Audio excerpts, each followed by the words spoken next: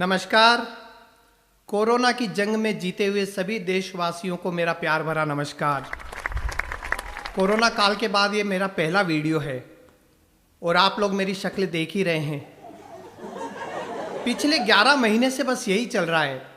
चेहरे पर शेविंग बढ़ रही है और बैंक में सेविंग घट रही है।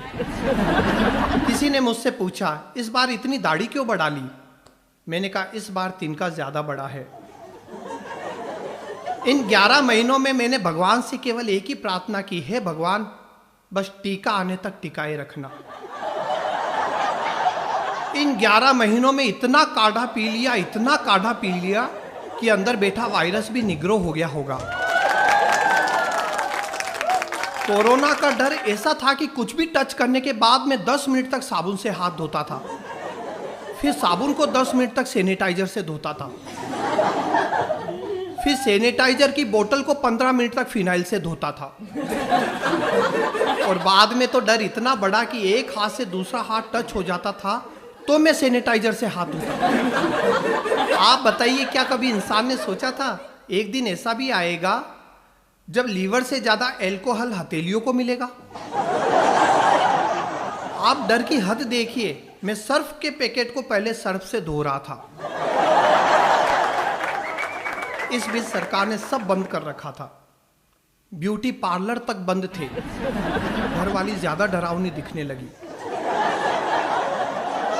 केवल वाइन शॉप खुली थी। मास्क पहनकर बाप और बेटा एक ही ठेके से दारू खरीद रहे थे। एक शराबी दारू खरीदने गया और गटर में गिर गया। मैंने पूछा, कैसे गिर गया? बोला, 20 सड़क पर गटर था और उस पर ढक्कन नहीं था। मैंने गलती से उसे सोशल डिस्टेंसिंग का सर्कल समझ लिया। और आपने देखा होगा, जिस दिन वाइन शॉप खुली उसके अगले ही दिन यूपी जाने वाली ट्रेन उड़ीसा पहुंच गई। मई जून में जब कोरोना अपने चरम पर था, तब मेरे 10 साल के बेटे ने मुझसे कहा, पापा गर्मी की छुट्टियों में नानी की याद आ रही है। मैंने कहा, सो जा बेटा, इस समय पूरे देश को नानी याद आ रही है। अच्छा, अपना देश तो है ही बड़ा विचित्र। बीमारियों का इलाज भी टोने टोटके में ढूंढता है। मेरे पास के मंदिर में कोरोना का झाड़ा तक लगने लगा। बताइए, कोरोना का झाड़ा। मजे की बात यह थी कि जो झाड़ा लगा रहा था वो मास्क पहने हुए था। उसे चमत्कार से ज्यादा विज्ञान पर भरोसा था। अच्छा, आप देखिए, इस कोरोना ने कंफ्यूज भी बहुत किया। आप देखिए, जब मार्च में कोरोना आया तब सरकार ने कहा, हमें कोरोना से लड़ना है, डरना नहीं। अप्रैल मई में कोरोना भयंकर हो गया, तब सरकार ने कहा, अब हमें कोरोना के साथ ही जीना पड़ेगा। जून जुलाई में कोरोना और भयंकर हो गया, तब मैं डर गया, अब कहीं सरकार ये ना बोल दे कोरोना यहीं रहेगा, हमें ही जाना पड़ेगा। आप बताइए, ऐसा हुआ था ना? जब पहला लॉकडाउन लगा तब सरकारी एडवाइजरी आई, ना आप ये कर सकते हैं ना आप वो कर सकते हैं।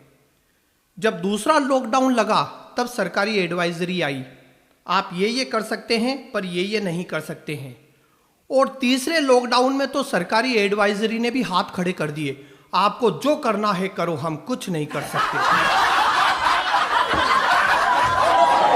आप देखिए, कोरोना ने कई धारणाएं बदल दी। पहले किसी को छींक आती थी तो चलता हुआ आदमी रुक जाता था, कहीं मेरा काम रुक न जाए। और अब किसी को छींक आती है तो रुका हुआ आदमी भी चल देता है, कहीं मेरा काम ही तमाम ना हो जाए। अभी 3 दिन पहले मेरी पत्नी ने मुझसे कहा, इस कोरोना ने तो मेरी हैसियत घर के नौकरानी जैसी कर दी। मैं दंग रह गया। मैंने कहा, एक बात बताओ, पिछले 11 महीने में घर का झाड़ू पोछा किया मैंने, बर्तन भांडे किए मैंने, औरतों और कपड़े धोए मैंने, तू नौकरानी कैसे बन गई? बोली, नौकर की बीवी तो नौकरानी हुई ना। मेरे पड़ोसी को डॉक्टर ने कहा, बधाई हो, आपकी पत्नी की कोरोना रिपोर्ट नेगेटिव आई है। पड़ोसी भड़क गया, बोला, ऐसे कैसे? पूरा पैसा दिया है टेस्ट का, 14 दिन क्वारंटाइन की बात हुई थी। और अब तो देखिए, बहुत खुशी की बात है कि कोरोना की वैक्सीन भी आ गई है और वैक्सीनेशन का काम भी शुरू हो गया है। लेकिन भारतीय महिलाएं सबसे अलग।